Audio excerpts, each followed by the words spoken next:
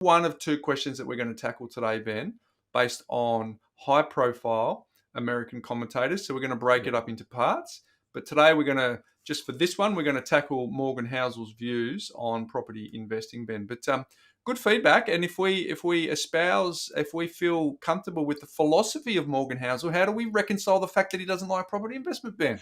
Oh, great question, Bryce. I mean, and I think what we love about what Morgan does is he tries to keep things simple. All right. I think he thinks deeply about certain topics and then synthesizes them into really simple principles that you might want to look at. That's what I loved about the book when I first read it, and obviously the narratives and the stories that he told, and that's why I passed it on. But you passed it on to me. You sent me a note. I remember where I was when you flicked it to me, and I downloaded it straight away, and I listened to it voraciously from that point. So because of you, I listened to it. Oh, that's all right. But yeah, so it's a good read, right? And obviously I'm reading sort of 2 to 3 books, every fortnight or thereabouts, in terms of always learning, always trying to see what's out there. Now, there is something that Morgan says, and what he's done is obviously got a very large audience that follows him based on those principles, and that's great, because I think a lot of what he talks about has got some real fundamental value, right? Spend less than you earn, blah blah blah, all of those types of things. What's interesting also is that Morgan has a view on property based on what he sees. And if I was in America and I understood the American market of 300 odd million people, 300 plus odd million people, then I'm going to have different views in terms of the different marketplaces that I see around that market. So I've written some notes here around what that story tells me, right? Because I can tell you a story, and Bryce, I remember doing some some presentations, not podcasts, some PowerPoint presentations in around 2009, 2010.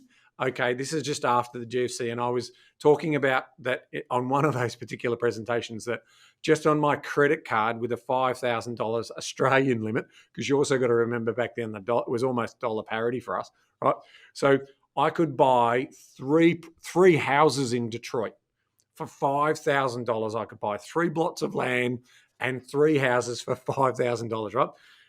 Freddie Mac and Fannie Mae had these mortgage in possession sales. You could go onto their website and you could basically buy these houses on your credit card. So I could have turned around and said to everyone, I got 40 houses in America, right? And I could have made some big concoction story up around that. Now, why is that? Well, the reason for that is that basically Detroit, Michigan, had collapsed as an economic powerhouse over the journey. It was the manufacturing capital for cars of the world. The US cars were built there. Life was good. It had enormous prosperity through that period of time. And then all of a sudden, manufacturing jobs and all that went offshore, and ultimately the city and the economic momentum in that town failed, and ultimately that shows up in values of property. Now, if you think right through the American Rust Belt, that story happened through lots of those marketplaces. And if you think about America, and we watch enough of their shows and all that, there's lots of little towns and these little micro cities and all of that type of thing. And guess what? If I was talking to those 300 plus million people in the States, I too would be very careful about what I said about property and whether it's a good investment in that particular market. Because the reality is that in the short term, it's a story of demand and supply, right? So short-term price movements are a factor of demand and supply. Longer-term price judgment, i.e., this is a weighing machine versus a voting machine. The weighing, that ultimate weighing machine, which is where the real value is in economic activity. So if you study any city around the world or any place around the world where economic activity deteriorates and stagnates or goes in decline, then property prices will follow. And if you find any city in America where they're very prosperous in terms of economic activity and the big drivers that are driving that, and I know we can talk about the New Yorks and the LAs and the Los Angeleses and the San Franciscos, the Silicon Valleys. That's why those prices, are so high. But the one I want you to think about recently is Seattle. right? So Seattle is a classic case of where Amazon has set up headquarters, and Seattle's price has effectively outperformed the double of the American price in the marketplace, right, since about 2014. And that is effectively a case of Amazon basically building a behemoth business and having their headquarters in Seattle that has delivered an enormous amount of gross state product, and property prices have absolutely flown in that particular market, including inner city areas, but also some of the more, established suburbs around the city fringes, and and those elite and sort of status areas. And that's a classic example of exactly what I talk about in terms of sustainable long-term growth. If you have economic activity that's growing, you have gross state product continuing to grow, then it's an expectation that property prices will continue to grow. So I don't disagree with what he's saying in terms of, if I look at broadly across the US market, but I absolutely fundamentally understand the economic drivers, and then those economic drivers correlate to land value, and they correlate to higher prices for housing over the long period of time. Now, folks, if you're not familiar with who Morgan Housel is, he wrote a book called The Psychology of Money. And the subtitle of the book is, I find, the most impactful part of the book cover. It says Timeless Lessons on Wealth, Greed, and Happiness, right? So if anyone's a serious student of investing and you haven't read that book, I think you need to put it to the top of your list. So we set the scene there. Now, to your point, Ben, he's a US-based commentator.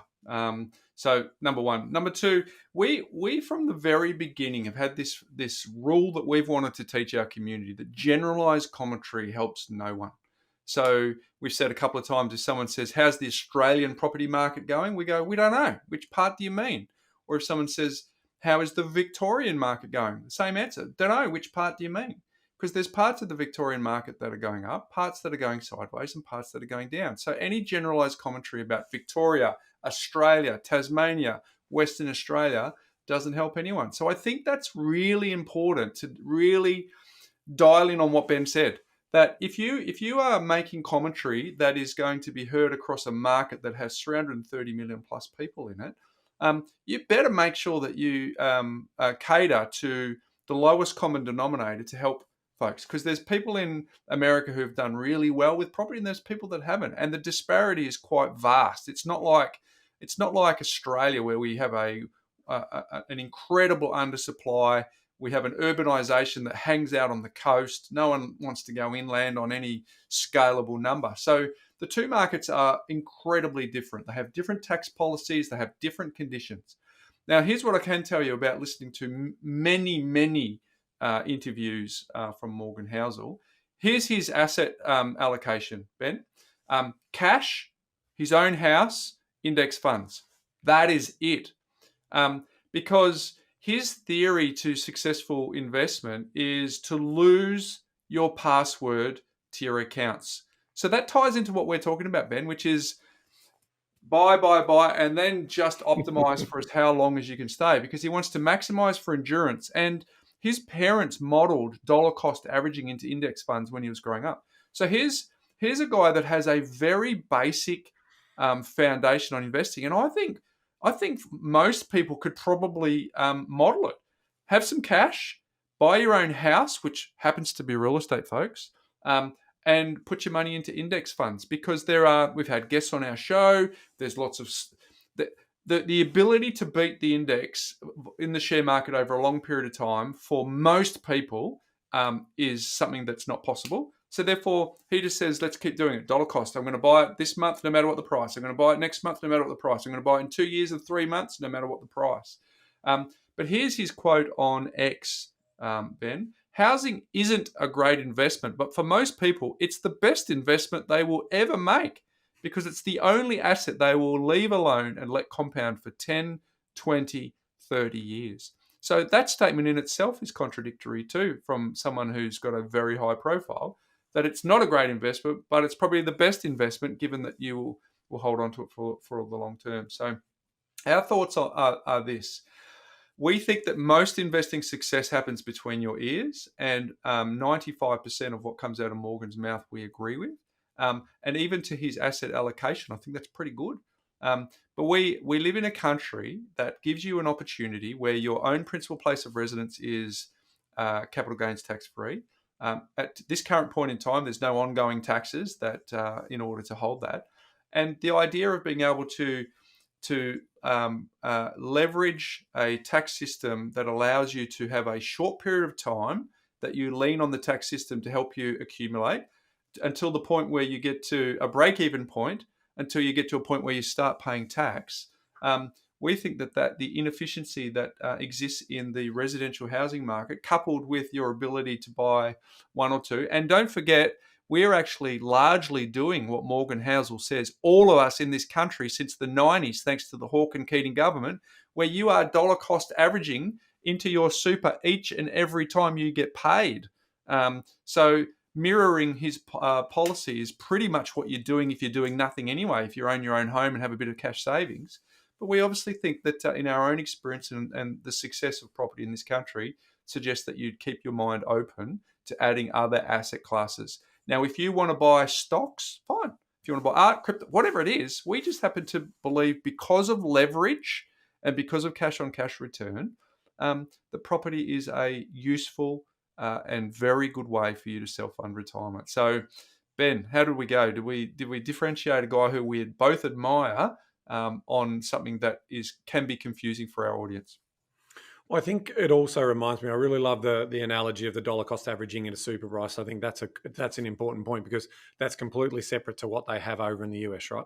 They have a 401, sort of tax system and pension types, but it's really weak in terms of that. So, your employee might have an investment system and certainly an insurance and health policy attached to it. So we've just got two different markets. And, so it's not very easy to compare apples with apples. It's very much an apples and oranges story there. And so I think that bodes well to the concept that we have. And remembering that Australia has 55 to almost 60% of its wealth stored in property. Now, that property wealth and the appreciation of those properties creates an enormous amount of economic activity, which is actually beneficial, broadly speaking, to the broader economy in terms of even for owner-occupiers who eventually then downsize and have a lot of that money available for living throughout the course of their retirement years. So be careful what we wish for in terms of a more static market here. That would absolutely significantly impact the economic activity and the jobs prosperity, because there is absolutely a very, very strong linkage to lots of direct and indirect jobs that come off the property market and housing people and then feeding people and then, clothing people and all of those other things that come off the back of that. So, yeah, I think it's a fair message that Morgan's communicating to the American market. I think if I was living in America, I would be very focused on where I did my investments based on the economic prospects of the city and the town that I was looking to invest in. But like anyone, you can still make good. But generally speaking, Morgan's just being a little bit more cautious in that space.